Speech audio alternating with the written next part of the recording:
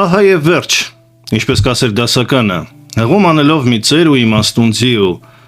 ով տեսավ առաջին մեքենան։ Այսօր լռության օր է, վաղը նույնպես, սիրելի բարեկամներ, մինչև օրս դուք ինձ գրում եք, թե լավ ում ընտրել հունիսի 7-ի համապետական ընտրություններում։ Լռության օրը արգելվում է քարոզը ինչպես կողմ, այնպես էլ դեմ, եւ ես այսօր չեմ կարող ասել ում ընտրեք, ես ուղղակի կարող եմ կրկնել իմ խոսքերը, որ պետք է ընտրեք Հայաստանին։ Չպետք է կատարեք որևէ աշխարհաքաղաքական ընտրություն, նախ եւ առաջ դուք պետք է գնաք ընտրության։ Օգտվեք ձեր քաղաքացիական իրավունքից, դա ոչ միայն պարտք է, այլև իրավունք։ Իրավունք իրականացնելու ժողովրդավարական ընտրություն, որպեսզի մենք հետո ստիպված չլինենք հեղափոխությամբ, արյամբ, դավադրություններով լուծել քաղաքական խնդիրներ։ Դուք ձեր կամքը կարող եք արտահայտել հունիսի 7-ին, գնալով եւ ազատորեն ընտրելով, որևէ մեկին այդ մասին չտեղեկացնելով եւ վստահ լինելով, որ գաղտնի է քվեարկությունը։ Քվեախցում ձեզ ոչ ոք չի կարող նկարել եւ չի նկարում։ Դուք որևէ մեկին հաշվետու չպետք է լինեք, թե ում ընտրեցիք կամ չընտրեցիք։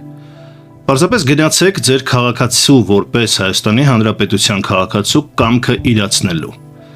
Դուք այդպիսով որոշում եք անձամբ ձեր հարևանների, հարազատների, երեխաների, բոլորիս ապագան։ Եվ ընդհանրապես պետք է առաջնորդվեք այն սկզբունքներով, որոնցով պետք է առաջնորդվի ցանկացած մարդ, կուսակցություն, լիդեր, ով ընտրվում է որպես երկրի օրենսդիր գործադիր իշխանություն։ Նրանց ընտրեք, ովքեր ապահովելու են միասնություն, համերաշխություն, սեր, ներդաշնակություն, երկրի ներսում,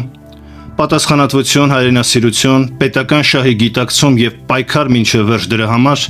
դրսում։ Ընտրեք, ինչպես ես ասացի, Հայաստանը, ոչ երբեք արտաքին քաղաքական որևէ ուղղություն, այլ Հայաստանը, Հայաստանի ուղղությունը։ Դուք պետք է ընտրեք Հայաստանի իշխանությունները, այլ ոչ թե պետք է ընտրեք մարդկանց, ովքեր կարգվելու են օտար պետությունների կողմից, դու եք կարգելու։ Հետևաբար դուք պետք է նայեք Հայաստանի շահի տեսանկյունից, այլ ոչ թե օտար շահերի։ Դրանով դուք պետք է առաջնորդվեք համերաշխություն, միասնություն, բարեկեցություն բերելու բոլորով, մեր կամքով, հանրային, քաղաքացիական եւ ժողովրդական կամքով։ Սա է լինելու հունիսի 7-ին կամ չի լինելու, եւ ձեզնից յուրաքանչյուրը դա որոշելու է հենց վաղը։ Ես կոչ եմ անում անպայման գնալ ընտրությունների եւ ձեր քվեն, ձեր կամքը տեղ հասցնել, ձեր որոշումը տեղ հասցնել, ինչպիսին էլ այն լինի։